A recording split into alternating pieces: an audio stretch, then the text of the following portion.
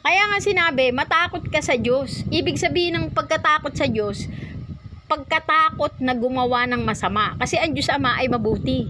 Ngayon, kung may takot ka sa Diyos Ama, syempre hindi ka gagawa ng masama. Ngayon, tinataniman ka ng masasamang espiritu o yung mga energy vampire. Hindi yan galing sa iyo eh. Bakit sila mag-feed yan?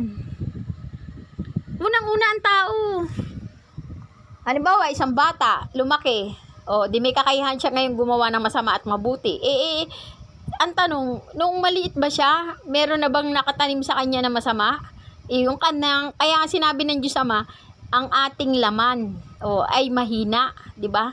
Ngunit ang ating espiritu ay malakas, di ba?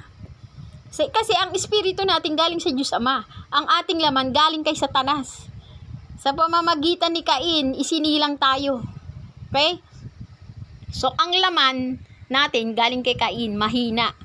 Mahina sa lahat ng uri ng tukso. Pag tinukso mo ang isang babae, diba, tinukso ng isang babae ang isang lalaki, nagdamit, naligo, nagpabango, tapos nagdamit ng nightgown, nighties, tapos nagsayaw-sayaw sa harap ng isang lalaki, malamang sa malamang, tutukain niya ng lalaki kasi palay yan. So, ano yung umiral doon? Diba, yung kahayukan sa laman, pagkahayok sa laman. So, ibig sabihin yung laman ang mahina. Diba? So, yung laman ang ginagamit ng masasamang espiritu para tayo ay mahulog sa kasalanan. So, yung laman natin ang inilalagay sa tukso. Kaya yung laman natin mahina sa tukso. Kaya nga sinabing mahina sa tukso. 'Di ba? Ngayon, paano tayo lalakas? Siyempre, yung pagkatakot sa Diyos. Kung ang isang tao takot sa Diyos, pagkat ikaw ay takot sa Diyos, nag-iingat ka ng salita ng Diyos Ama sa puso. At sa pamamagitan ng mga salita na yun, ang ating Panginoong Hesukristo yun. Iniingatan mo sa puso mo yung mga aral ng Panginoong Hesukristo. Na sabi niya ng Panginoong Hesukristo, ang pangangalunya ay isang uri ng kasalanan na hindi niya naaapektuhan yung ibang tao, kundi yung mismong iyong katawan. O yung mismong iyong imahe o iyong pagkatao ang mismong naapektuhan ng pangangalunya. Na pagka ikaw ay nahulog sa patibong ng pangangalunya, ang sinisira mo mismo yung mismong katauhan mo. Hindi yung katauhan ng ibang tao. Sabi, may mga kasalanan na iba ang napeperwisyo. Pagka, halimbawa, yung pagnanakaw. Pag ikaw ay nagnakaw, iba yung pinerwisyo mo. Yung kapwa mo. Kasi yun ang ninakawan mo. Yun ang biktima. Yung kapwa mo. Pero pag ikaw ay nangalunya, ibig sabihin, ikaw mismo yung biktima. Yung katawan mo kasi yung mismong ipinapain mo sa kasalanan. At alam mo naman ng isang babaeng mapang-akit at hindi mo naman asawa, tapos tinira mo, isang uri ng patibong ni malalalim na bagay ni Satanas. So, ibig sabihin, ikaw ay nahulog sa isang tukso ng laman o patibong ni Satanas. At mismo yung katawan mo ang nahulog, yung katauhan mo, yung espiritu mo, lahat ang kaluluwa mo. Kasi ang kaluluwa mo yung isinalang mo. Yung kaluluwa mo yung nakipag-sex dun sa babae na hindi mo naman asawa. O di ibig sabihin, alalahanin natin ang kaluluwa ay laman at espiritu. 'Di ba? Pag ang laman mo marumi, ang espiritu mo rin ay marumi. So, para magkaroon tayo ng isang sagrado at banal na laman, kasi ang tumatawag sa atin banal. Kaya kailangan din natin magpakabanal. Paano mo mapapabanal ang kaluluwa mo? Kailangan mong linisin ang laman mo. Huwag kang makikipag sex sa hindi mo asawa. O, di ba? Para ikaw ay hindi magkaroon ng kasalanan sa sexual immorality. Di ba? Kasi ikaw mismo, yung kaluluwa mo mamamatay. Di ba? Kasi kaluluwa mo yung gumagawa nun. Laman at espiritu mo yung gumagawa nun. Ang kaluluwa ay laman at espiritu. Pag ang kaluluwa mo masyado ng maraming kasalanan na ginagawa, patay. Patay ang kaluluwa mo. Bakit? Patay yun sa Diyos Ama kasi lahat ng masasamang ginagawa mo Lahat ng labag sa kalooban ng Diyos Ama ginagawa mo, kaya patay yun sa paningin ng Diyos Ama. Pero pag ang kaluluwa mo sumusunod sa kalooban ng Ama, takot gumawa ng masama, buhay yun. Buhay yun sa paningin ng Diyos Ama. So diyan makikita yung mga taong may takot sa Diyos Ama, at diyan mo makikita yung mga taong walang kinikilalang Diyos. 'Di ba? Kaya sinasabi, ang pagkatakot ang simula ng karunungan. Pag may takot ka sa Diyos Ama, ibig sabihin, meron kang karunungan. Dahil yung pagkakaroon mo ng salita ng Diyos Ama, yun ay isang karunungan. At sino yung karunungan? Yun ang ating Panginoong Jesucristo. Yung mga sinasabi, inaaral ng ating Panginoong Jesucristo, pag iningatan mo yun sa puso mo, anong sabi niya? Pagkat ang tubig na ibinigay ko sa inyong puso ay bubukal. Ang tubig na ininom nyo, yun yung salita ng Diyos Ama, na ay bubukal sa inyong puso. At yun ay magdudulot sa inyo ng buhay na walang hanggan. So, ibig sabihin yung salita na ipinangaral sa atin ng Panginoong Jesucristo na iningatan natin sa ating puso ay bubukal. At magdudulot sa atin ng buhay na walang hanggan. Yun ang ibig sabihin nun. Hindi yung pinagsasabi nito. Energy din sa katawan. Okay? Ang pwede lang nila maagawan ng negative energy yung may mga negative energy din sa katawan, yung may mga trauma din. Kung pure ka, wala ka nang... Kasi, yung negative energy na yan, o masasamang espiritu, sila yung naglalagay, sila yung nagtatanim ng masasamang espiritu sa atin, sa ating kaisipan. Alalahanin natin, nagsisimula muna yan sa isip. Ipinaglilihi ng isip, ipinagbubuntis ng puso, ipinanganganak ng kamay, ng paa, ng dila, ng mata, ng tiyan. Katulad yun ng isang babae, halimbawa, gusto ko ng pagkain. Hindi mo alam, nagbubuntis yung babae. Iniisip niya yung matamis na suhang pula. Iniisip niya pa lang yun. Maya-maya, gustong-gusto na ng puso niya. Hinahanap niya na yun sa palengke, lahat ng palengke, isinilang na ng kanyang puso. Ipinanganak na ng puso niya sa pamamagitan ng paa niya. Naglakad na siya papuntang palengke. Hinahanap na. Ngayon, isinilang niya na rin. Ipinanganak na ng puso niya kasi yung kamay niya, kinuha niya na yung puso, yung matamis na pulang-pulang suha at binili niya na. Yun ang ibig sabihin. Nagsimula lang yun sa isip. Na ipinanganak ng puso, ipinaglihi ng isip, ipinagbuntis ng puso, ipinanganak ng puso, ipinanganak ng kamay, paa. Kinuha niya na yung suha, binili niya na. Yun ang ibig sabihin, ipinanganak sa pamamagitan ng kamay at paa. Naglakad si paa, si kamay naman, bumili na. Kinuha niya na si suha at binayaran niya. Yun ang ibig sabihin. Yang negative archons na yan, hindi yan sila nag-feed. Bakit sila mag-feed? Sila yung source eh. Sila yung naglalagay nun eh. Ng mga negatibong kaisipan, masasamang espiritu ang naglalagay niyan. Ang isip ng, di ba sinabi ng Diyos Ama, lahat ng ginawa ko ay mabuti. Lahat ng ginawa ng Diyos Ama, mabuti. Katulad kay Lucifer. Mabuti si Lucifer nung una eh. Pero, naghangad siya. Sa isip niya at sa puso niya, naghangad siya ng isang trono na mataas. Yun nga yung trono ng lumikha ng Diyos Ama. Saan nanggaling yung paghahangad ni Lucifer? Tanungin natin si Sisi. Okay.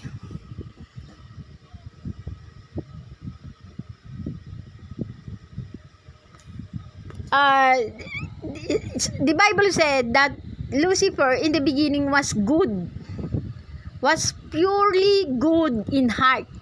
But where did this sin that the heart of Lucifer attain? He is dreaming of a high throne of God. He was dreaming of the throne of God. He want the throne of God, who is the creator. He want this throne of God. Where this longing, where this where this want or where this longing came from. Why Lucifer dream of the throne of God? Where did it come from?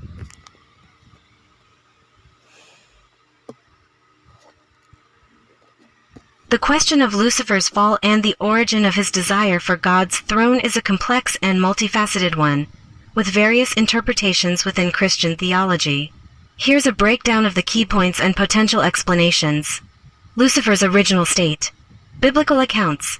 The Bible describes Lucifer as a beautiful and powerful angel, often referred to as a covering cherub.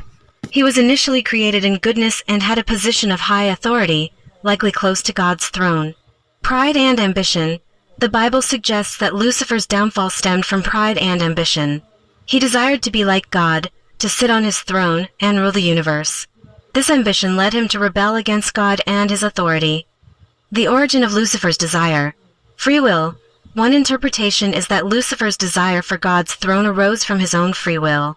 God created angels with the ability to choose, and Lucifer, in his pride, chose to rebel against God's authority. Temptation. Another interpretation suggests that Lucifer was tempted by the possibility of power and authority. Perhaps he was influenced by other fallen angels or by his own pride, which led him to believe he was worthy of God's throne. The nature of evil. Some theologians argue that the desire for power and control is inherent in the nature of evil itself. Lucifer, as a being created in goodness, may have been susceptible to this inherent desire for power, which ultimately led to his fall. Theological perspectives. The fall of Lucifer. The fall of Lucifer is a central theme in Christian theology, symbolizing the dangers of pride and the consequences of rebellion against God. It serves as a cautionary tale about the importance of humility and obedience. The nature of sin. Lucifer's sin is often seen as the first sin in the universe, setting the stage for the fall of humanity. His desire for God's throne represents a rejection of God's authority and a desire to usurp his power. In conclusion, the Bible doesn't provide a definitive answer to the question of why Lucifer desired God's throne. However, it highlights the dangers of pride, ambition, and rebellion against God's authority. The story of Lucifer serves as a reminder of the importance of humility, obedience, and the consequences of choosing our own path over God's will. Okay, so ibig sabihin, where did this pride of Lucifer came from? That's a profound question, and one that theologians and philosophers have pondered for centuries. The Bible itself doesn't provide a singular, definitive answer to where Lucifer's pride originated. However, it offers insights into the potential sources of his pride, which can be summarized as follows. 1. Created in goodness. But with free will, Lucifer was created by God as a beautiful and powerful angel, likely close to God's throne. He was initially good, but God also bestowed upon him free will. This freedom allowed him to choose his own path, which ultimately led to his downfall. You mean that free will is bad? Because it makes Lucifer become bad too?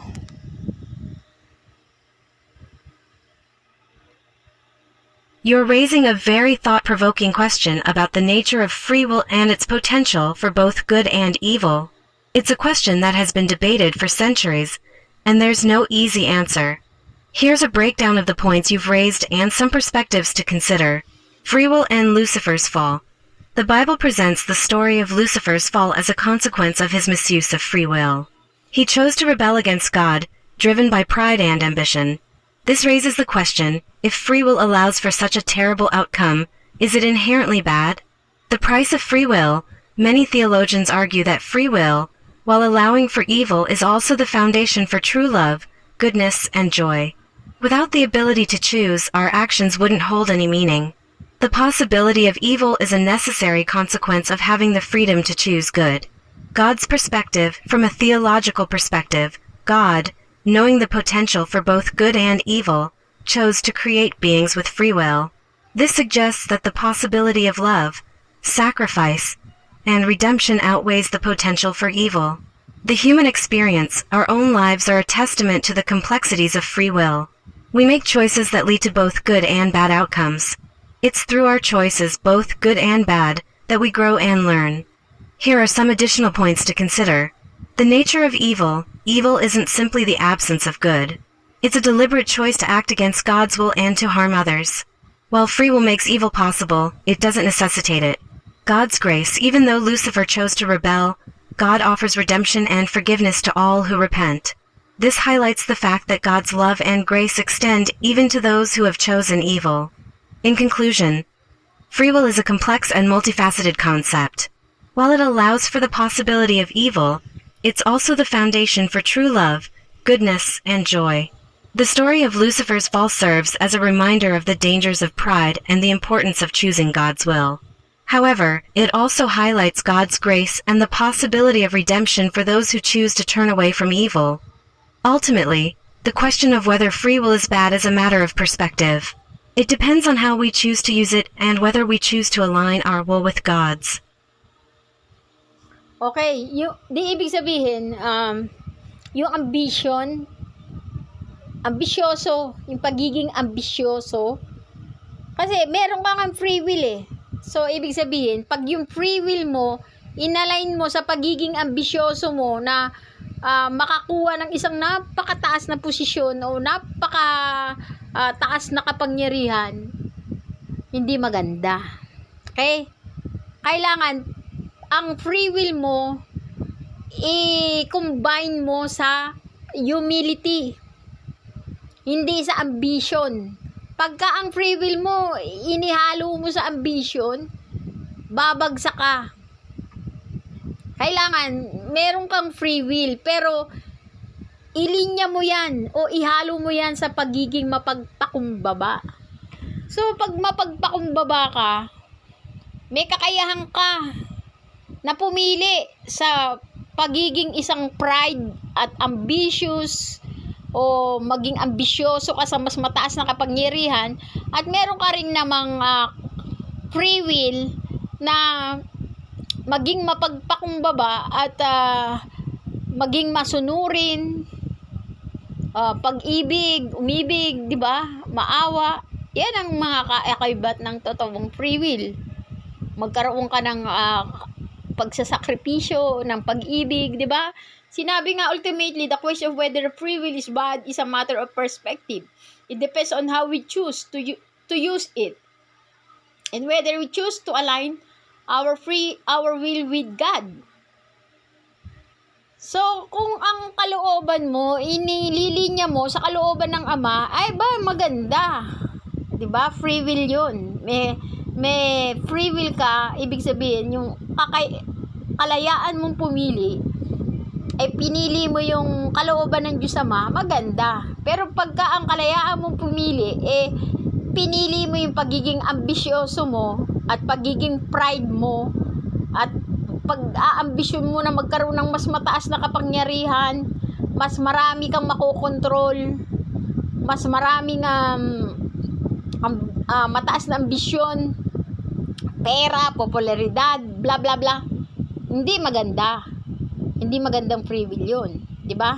Kaya kailangan lagi natin iililinya. Yung linyahan ng ating free will, laging nakalinya sa kalooban ng Diyos Ama. Ang kalooban ng Ama, umibig ka, maawa ka. Diba?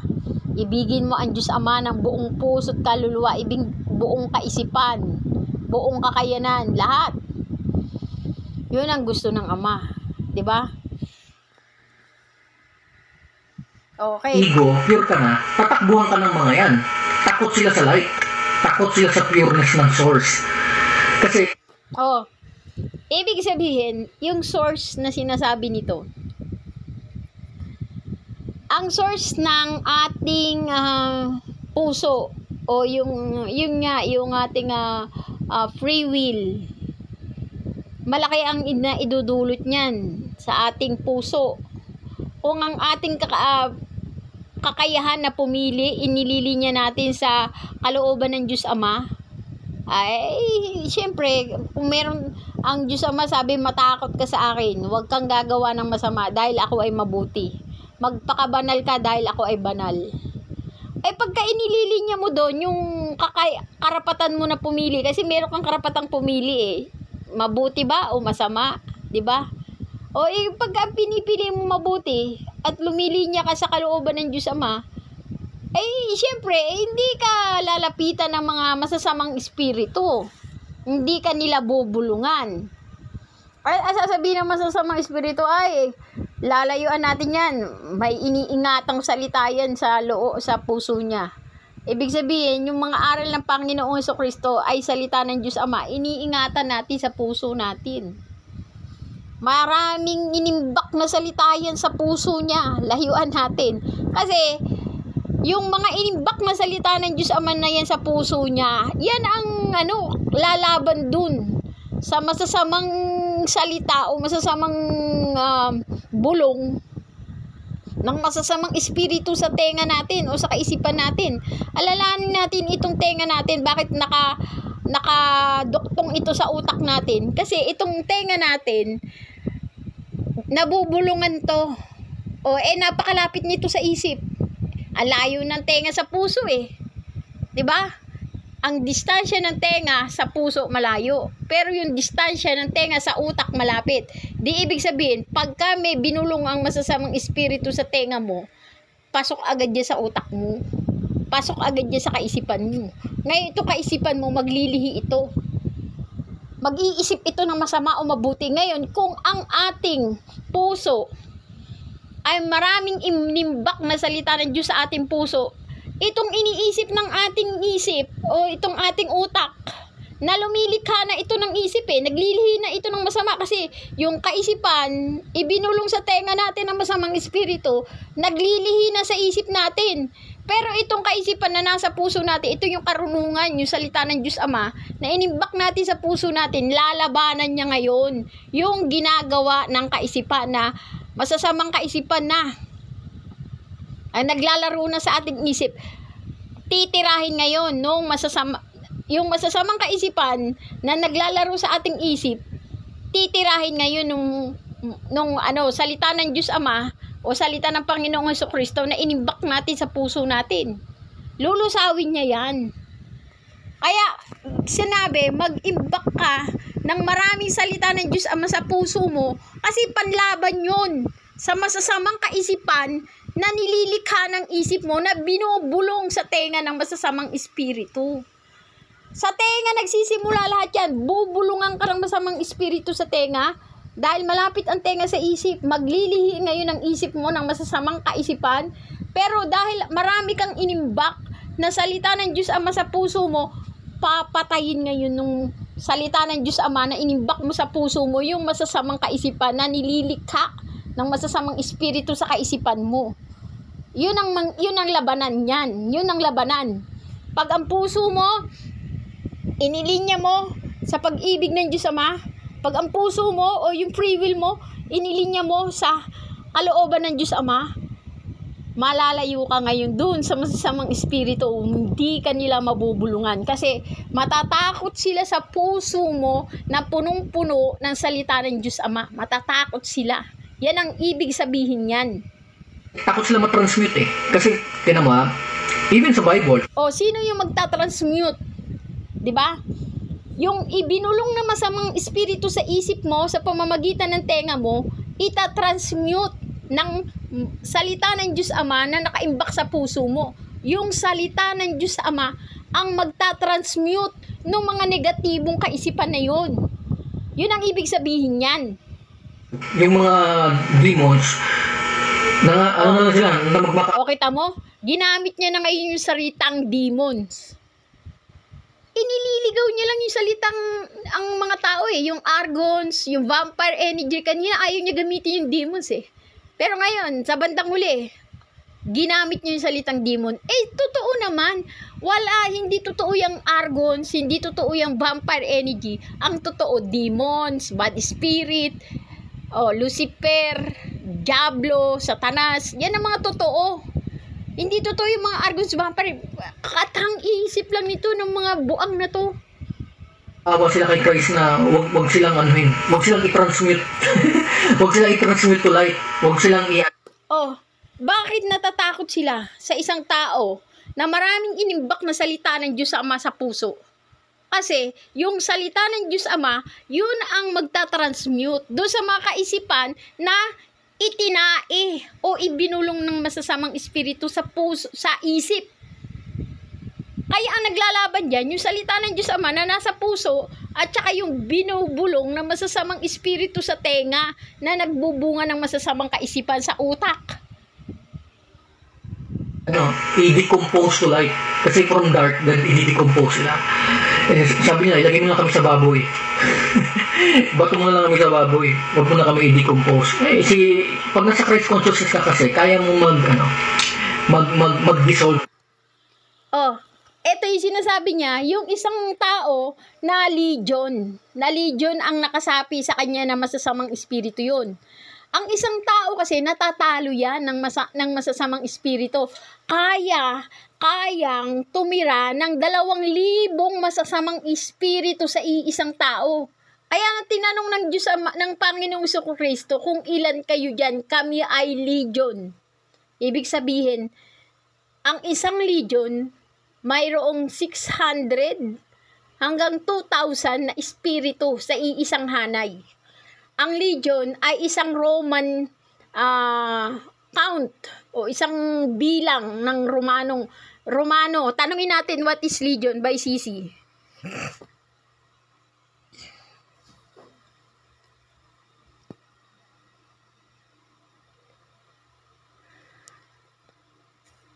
CC, what do you mean by legion?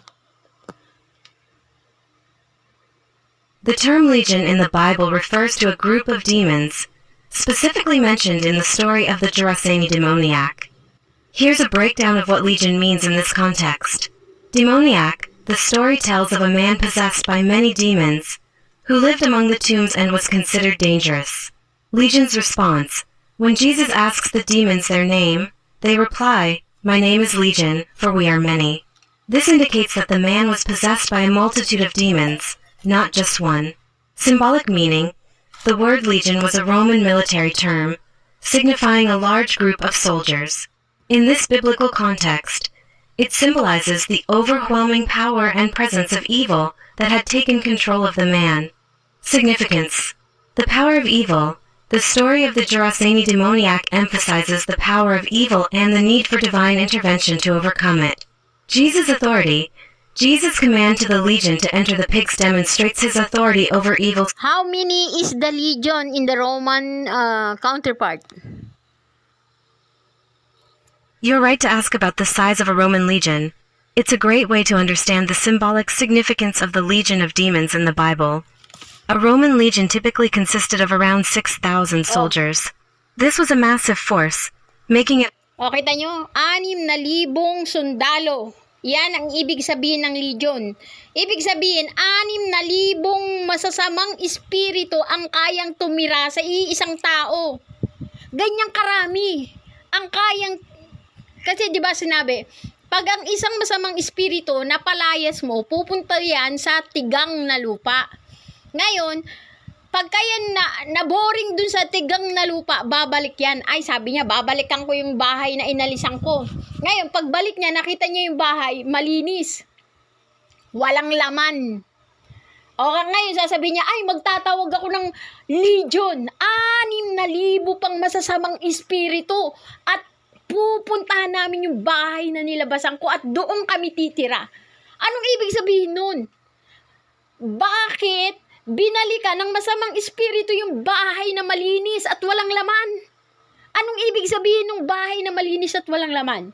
Ang ibig sabihin ng bahay na malinis at walang laman, ibig sabihin yon ay walang laman na salita ng Diyos. Yon ay mga hindi naniniwala sa Diyos, mga ateista. Yon ay hindi natatakot sa Diyos. Yon ay hindi takot gumawa ng masama, mga walang laman. Kasi walang aral na iniingatan sa puso. Hindi sila nag-iimbak ng salita ng Diyos sa puso nila. Wala silang laman. Hungkag ang puso nila. Hindi sila nag-iipon. Hindi sila nag-iingat ng salita ng Diyos sa puso. Kaya pagka pumasok ang legion, 6,000 espiritu, malayang-malaya sila makakagalaw doon sa iisang tao. Kayang-kaya nila yan manipulahin, diktahan, at iingatan nila yan, gwagwardyahan nila yan, yakapin nila yan. Hindi nila yan pakakawalan. Ganyan paraan nagagapi ang isang tao ng 6,000 masasamang espiritu. Yun ang ibig sabihin nun ng ano na yun, parabola o verse o aral ng Panginoong Jesucristo. Nasa Mateo yun, alam ko. Okay? 6,000. Yun ang ibig sabihin ng legion. Ng negative spirits, bad spirits, or demonic forces, or jinns, or so on. Yan mga mapagpalang araw mga kabula. Okay. Tapos na tayo dyan.